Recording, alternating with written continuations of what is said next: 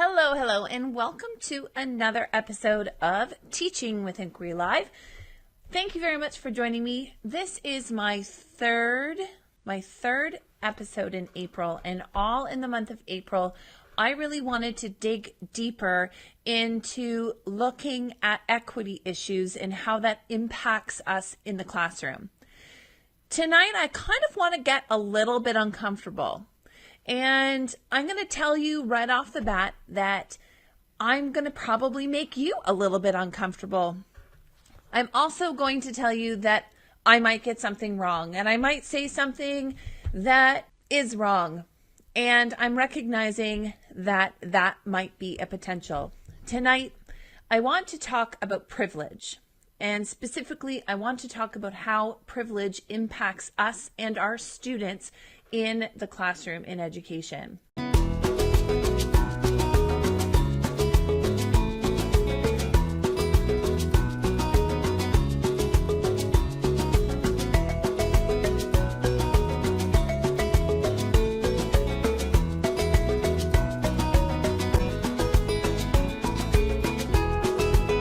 So, if you are new to Teaching with Inquiry Live, I'd like to welcome you. My name is Patty, and I am a 4-5 split grade teacher here in Ontario, Canada, and I come live every single Monday night at 9 to talk to you, other teachers, about using inquiry in your classroom.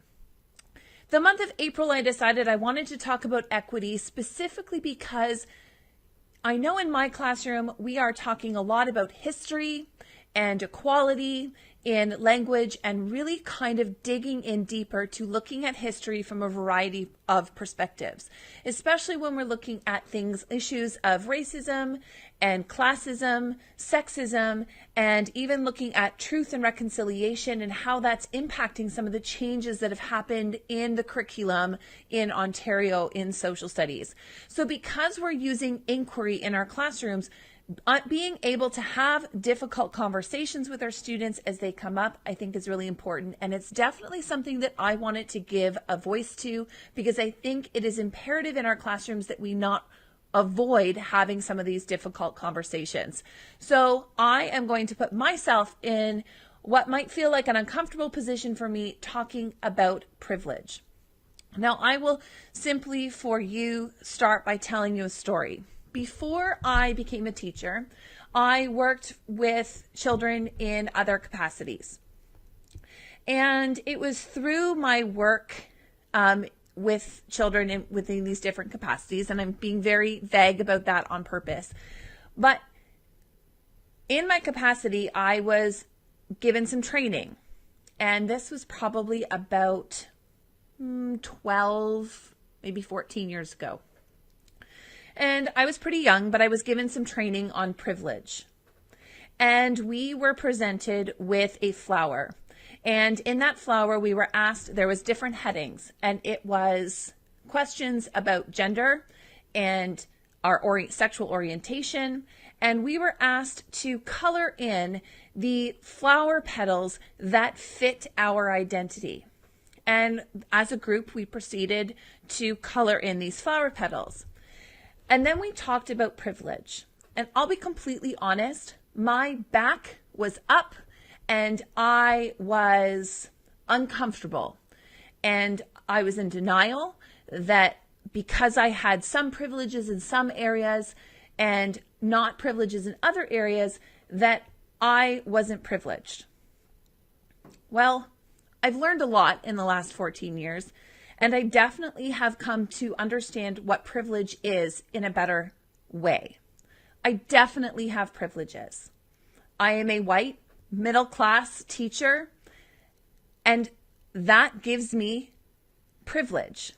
Now, sometimes we get our back up when we think of privilege because we think that privilege gives us some special advantage. Privilege is the opposite of oppression. So where one group is being oppressed, there is another group that will have privilege. And they are two sides of the same coin. It's often easier to recognize when there is oppression. If you are part of a group or you identify as part of a group that is being oppressed, that's often much easier than identifying the privileges that you might have. The other way of thinking of it is privilege is how everyone should be treated. Thinking of there is inequality. I think it's easy for many people to recognize that there is a lot of inequality in the world. Inequality because of your race, sexual orientation, because of your ability, because of your gender, because of your sexual orientation. There's a lot of privilege that comes with that because you might not have to worry about being judged or criticized, and you can function and walk through the world without thinking about how others might treat you because of different groups that you may belong to. So specifically, some of the areas of privilege that I want to talk about tonight are things like racial privilege, able-bodied privilege, heterosexual and sexual identification privilege, gender privilege, as well as social class privilege. And specifically, I want to talk about what we can do in our classrooms to identify and combat this privilege so that we can recognize this. Now, it's not necessarily about being politically correct all of the time or being overly sensitive to new terms. It's about recognizing that there is inequality and giving a voice and expressing that this is a reality for a lot of our students and for a lot of people in our communities. And I think in order to deal with privilege, we can't be silent about it. And we need to identify that it's present. We need to identify that oppression and inequality exist, and we need to name it, and we need to realize that it's there and it's happening. What doesn't help is feeling guilty or defensive and getting our backs up when someone tells us that we have said something wrong or we have offended someone accidentally or even on purpose. We need to acknowledge that privilege exists and recognize our own privileges and how we walk through the world and how that impacts the students that are in our classroom. Now, we also have to recognize that you can hold privilege in one area while also not holding privilege in other areas. It's all entwined together. We can't necessarily look at privilege as being something that if we have it in one area, we have it in all areas. We have privilege in some and not in others. We can be advantaged as well as being privileged as well as being oppressed all at the same time because we're all individuals. We also have to look at privilege as being more of a systematic oppression and looking at those within power, institutional power. So groups and parts of cultures that have institutional power are those with privilege, and those groups that are not those with institutional power are those that are in the oppressed group. So I want to also talk about the fact that privilege does not negate that we haven't worked hard for the things that we achieve in our life. It doesn't necessarily mean that when we have privilege that we have somehow had an easier go at things. I think understanding that privilege and hard work are not necessarily two separate things. That we can work hard for what we have, but we can also recognize that we experienced what we have earned differently perhaps than somebody else who has different sets of privileges that they experience the world with.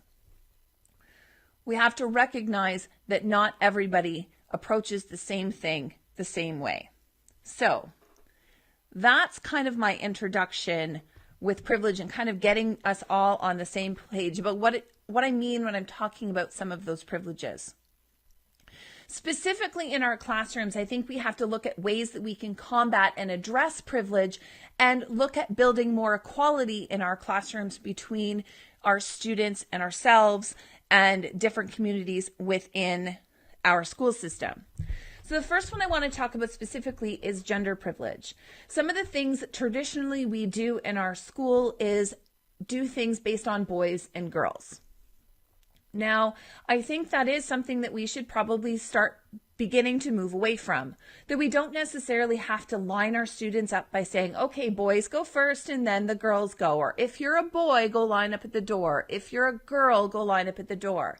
I think there's lots of different ways that we can get our students to line up at the door without necessarily separating them as boys and girls. Having a boys line and a girls line might also be something that we can avoid. Perhaps we could have those with running shoes on, those with not running shoes on, those wearing long sleeve shirts, those wearing short sleeve shirts. Perhaps we just talk about them in terms of sections of our classroom. So if we've grouped our students in table groups, we can say, okay, table 1 go line up, or the odd tables go line up and the even tables go line up in another order. There's so many different ways that we can ask our students to do things as we're trying to get them to transition from one activity to another, that we don't need to rely on gender-based ways to get our students to move through our classrooms. There's so many other opportunities, and I think they're more appropriate. I think we also have to look at some of the expectations that we have and stereotypical gender norms for different students. Sometimes I feel that as teachers, we reward little girls when they are quiet and calm and peacemakers. And yet we also think that boys being more rough and tumble and outgoing and kind of in your face and energetic as also being very stereotypical normal. That if we do have girls in our classroom that speak their mind and speak out or are more physical, that sometimes they are given perhaps an unfair expectation that they should be conforming to those particular gender roles. I know for myself, sometimes I even don't realize that I might be having those expectations, that I find I might get frustrated with a student because she is acting in a non-typical way, and I have to remind myself she's just a student and I shouldn't necessarily expect her to be quiet, calm, organized, helpful, that those are fairly stereotypical expectations. I think also it's true of looking at some of our boys, if they are creative, if they are extravagant, that we perhaps expect them that they're acting differently from their gender role. Or if we have boys that don't conform to stereotypes, that they might be treated differently in our classrooms. I think challenging our conceptions about what it means to be male and female in the classroom and really questioning ourselves as teachers about the expectations we have about students on their behavior based on their gender is a good way to start combating privilege in our own classrooms, is that we don't necessarily expect different norms from our girls that we do from our boys. The next one I wanted to talk about is social class. And I think this is a big one sometimes within our schools, especially when it comes to homework. We may have different expectations on homework, but homework also takes the assumption that parents are available and able to help their students with their homework. And that might not always be the case. Parents might need to be working multiple jobs in order to put food on the table, or they may not be available, or maybe their own success at school they don't feel confident in helping their students. I don't mind having policies and procedures at school that say homework should not necessarily be things that are assessed. Sometimes when we send work at home, projects home, parents are expected to help with those. And those students who have parents that have the time and the resources to be going out and gathering all the materials for their child will be able to complete that activity that's being assigned at home much easier than, say, a child whose parents cannot perhaps afford to go to the dollar store and gather all of the resources for their child's All About Me project. So I think we need to be really conscious and careful about what it is that we are assigning at home, and perhaps sticking to the policy that stuff done at home cannot be assessed. Because what's happening is we are creating perhaps a multi-tiered system where those with parents who have the means and resources to help their children are given an unfair advantage over those students who don't have parents that are able to help them with those projects. And if we are truly assessing those at school, or we're judging the quality of those assignments based on the student's ability, or are we basing those projects on the parent's ability to help? And sometimes I like to think of those as parent projects. If the project going home is going to be required parents, extensive parent support in order to complete, what are we really asking of our students? And then they've got to bring it in, and you're comparing apples to oranges. And I think we really need to question some of our policies and practices about those at-home projects that maybe we might be assigning. I also think we need to recognize school trips and what we're booking and how we can put some undue stress on families, and not necessarily, and understand that not all families that might be struggling are going to appear struggling on the outside. You can have a typical, what appears to be a middle-class family keeping up with the Joneses, but really struggling to pay some of those fees and things like school trips, spacing them out, giving parents plenty of time, allowing them to pay multiple payments will also help, I think, some parents who might not be able to do as much for their children because they might not have the resources to do it. I also think we have to challenge our perspectives about judging parents, about those that appear to be those that are ignoring their students or not so helpful, or they don't appear to be very involved in their children's schooling, versus those parents who are really involved. We should still be attempting to make contact with parents, regardless of whether or not we anticipate that parent might be receptive to our phone call or not. I think we have to recognize that not all parents have the same feelings or experiences with school, and some may have a very negative feeling about school and teachers and getting phone calls from the school and how that might impact them. And I think recognizing that is important.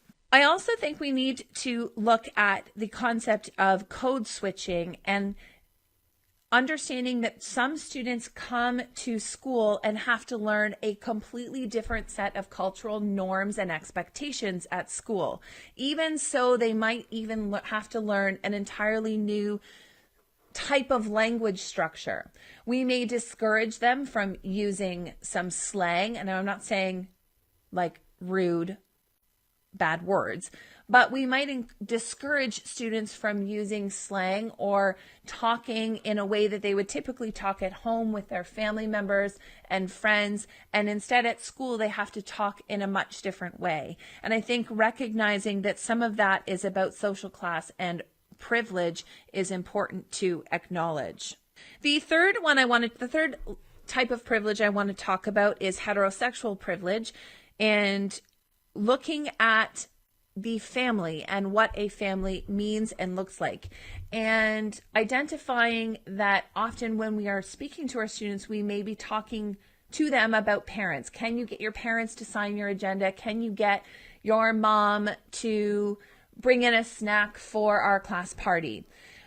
I think as we're talking about families and recognizing families at school, I think it's important that we are inclusive in our use of perhaps not your moms and dads, but we're using parents or even guardians for that matter, a caregiver.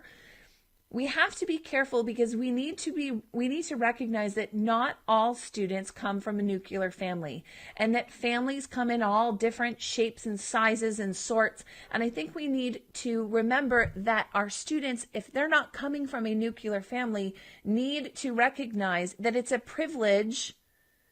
It's not a privilege, it's a privilege to be from a nuclear family, because that's the expectation or the sense of what is normal, and then other, and defining the difference between what is normal and what is other. And I think acknowledging that there's no such thing as a normal family, and that all families are different, and you have divorced families and blended families, you have single parent families, you have two parent families, you have same-sex parent families. And I think it's really important that we recognize that the word family isn't one definition of what family is. So as teachers, I think we really need to be careful about when we're talking to our students about families, that we recognize that.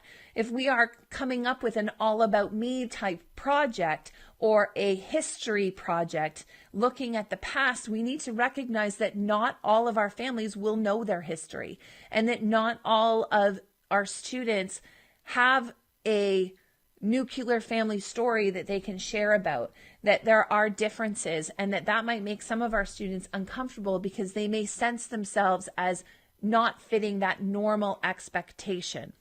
I also think we need to talk about representation in that matter, and making sure that we are choosing materials in our classroom and talking about different people and who they are, and allowing our students to see that families can be represented in different ways.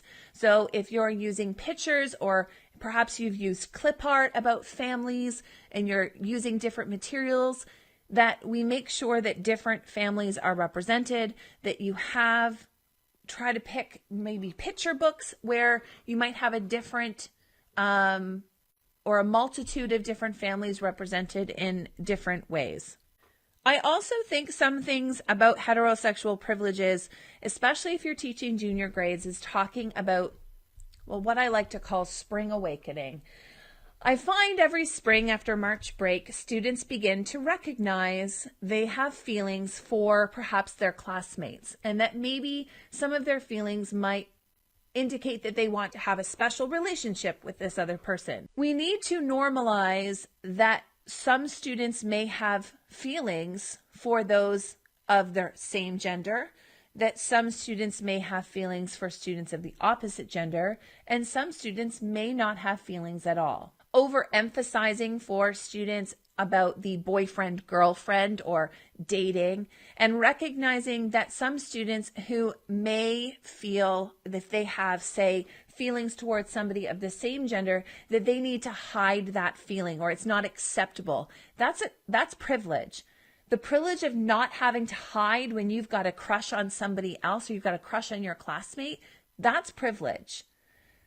We need to make it okay for our students within our community that if students have feelings for another student, that it's okay to express those feelings, even if that might be for someone of the same sex as one of their same-sex classmates, or perhaps a different sex classmate, and that's okay.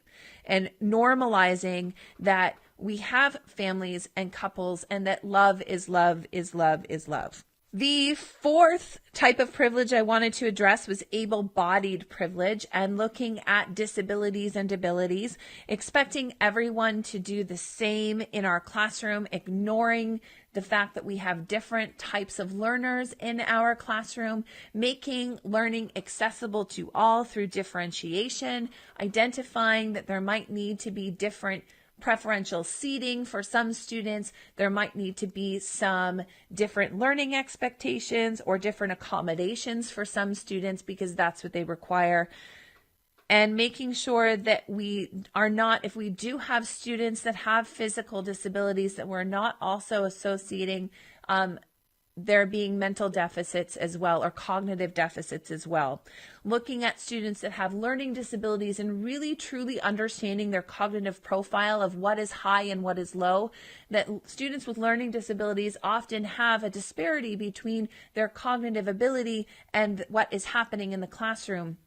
And looking at that disparity and really trying to access that level of knowledge and cognitive ability, even though it might look different from other students or from traditional learning models in the classroom. Really making the curriculum and your activities accessible for different types of learners and a variety of different strengths. So we want to vary our instructional practices and our activities and build in things like movement for our students that cannot sit and focus for a long time. All of that pieces of differentiation, looking and fulfilling special education IEPs are really important when we're talking about combating able-bodied privilege. And the fifth one I want to talk about is racial privilege. Now, institutional power is when it comes to racial privilege, talks about there being the disparity between an historical privilege of people that are white having privilege in this area.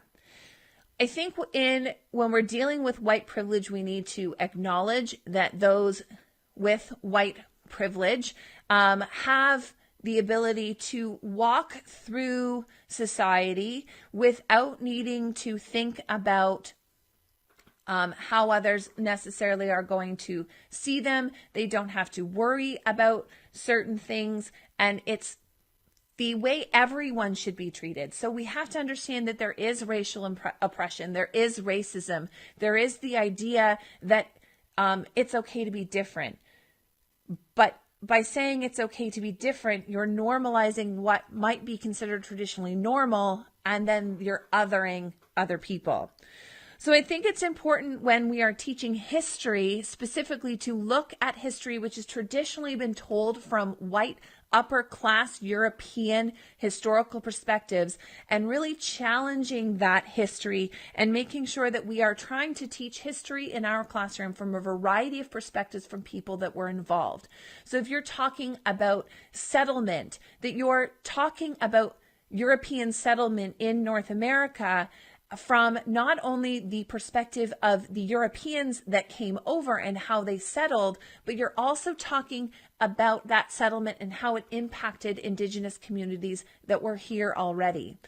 And looking at that interplay and looking at why historically our history has been taught from an upper class European perspective and how we can change that.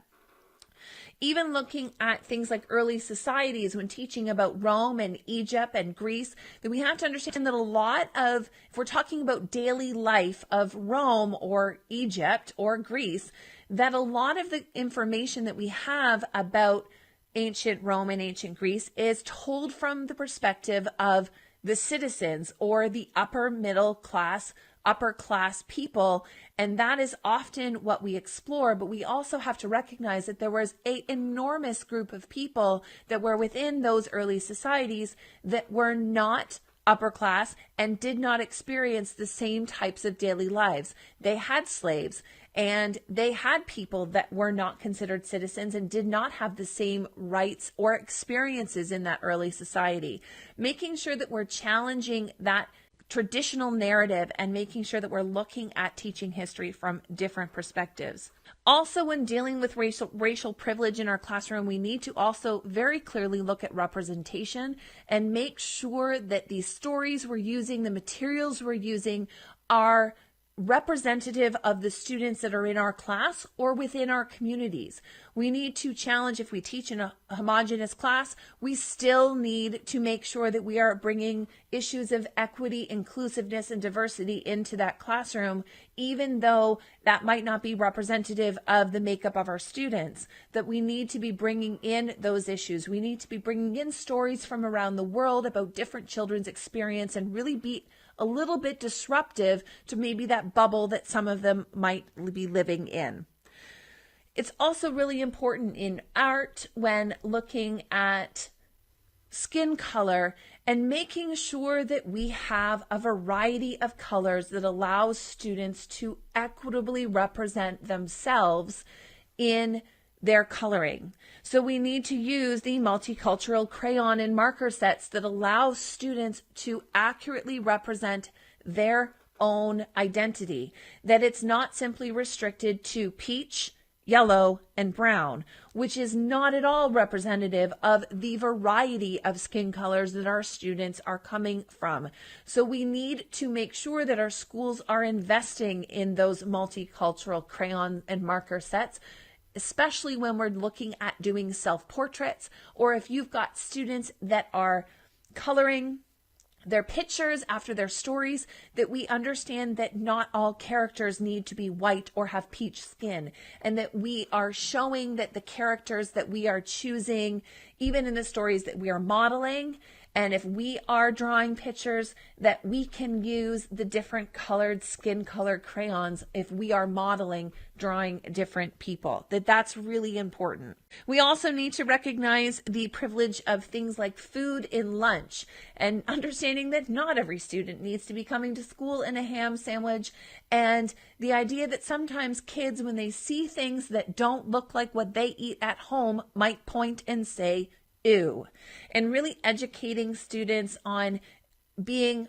open and responsive and respectful and ask questions is really important. So those are some of the 5 different types of privilege that I think we have that we need to be combating on a regular basis at school. So I just want to go over some of the things that I think we as teachers need to hold true when dealing with privilege in our classrooms. Number 1, we need to really disrupt the comfortable. We need to talk about difficult topics. We need to identify privilege when we see it. We need to be talking about issues of racism and inequality, bias, and truth. We need to be talking about uncomfortable topics such as residential schools and slavery and historical inaccuracies and identifying bias and different experiences for the same historical event and current event. We need to identify that things like racism and inequality and privilege still exist today, that it is not necessarily an issue that only resides in history, that it still impacts, that history still impacts our classroom today. It's happening around the world, it's happening in our communities, and we need to be comfortable enough to address it in our classrooms.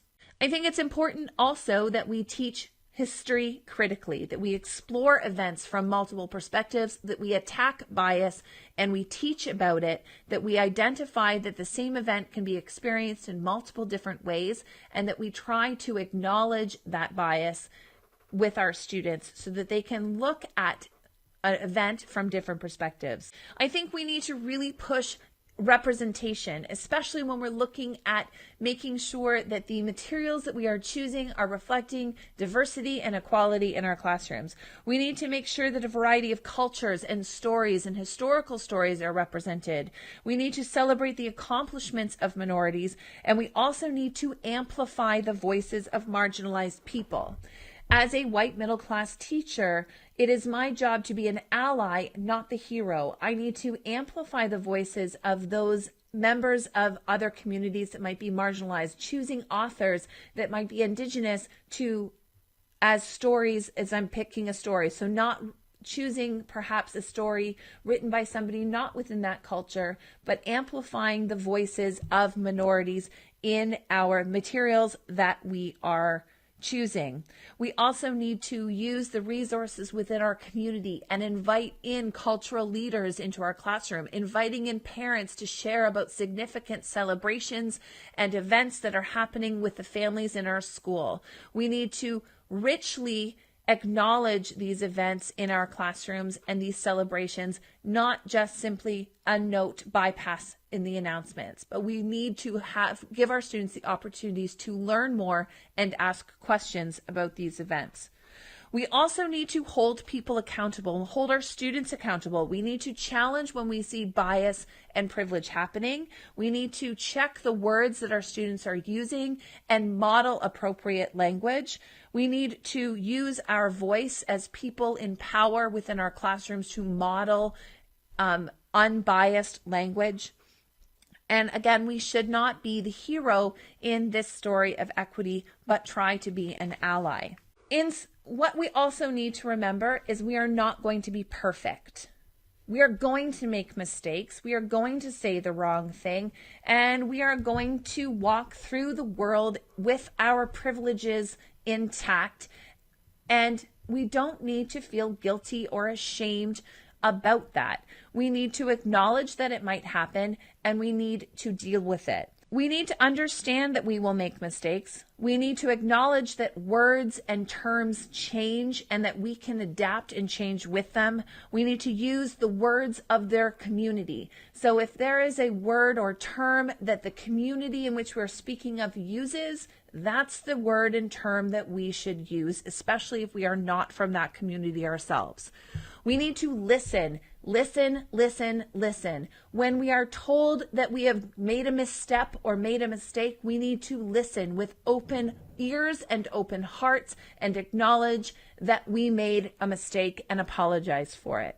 We need to avoid feelings of guilt and defensiveness and recognize that privilege exists, and the best way to combat privilege is to give voice and recognize it and put it out in the open. The only way we can deal with oppression and inequality is by making it aware and making it a visible problem, because if we simply just ignore it and pretend it's not there, it will continue.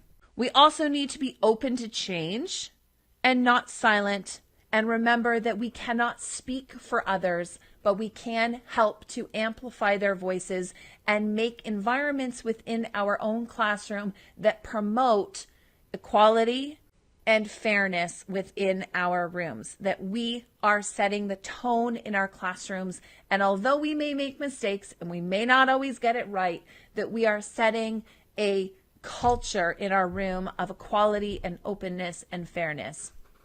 So, thank you so much for joining me. I hope that this made you think and made you perhaps challenge some of the things that you might be doing, or it made you feel that there is something that you can do to help.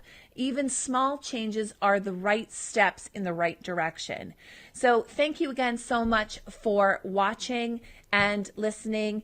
If you would like more information, there are great places to go to. Teaching Tolerance is a great website. Media Smarts is also another one. Everyday Feminism has a lovely article about challenging privilege, and there are lots and lots of different things. Use the resources that your school board may have, experts from different community groups in your own community, and listen to those that need to be heard. Thank you so much for joining me, and I will see you next Monday at 9 p.m. Bye for now.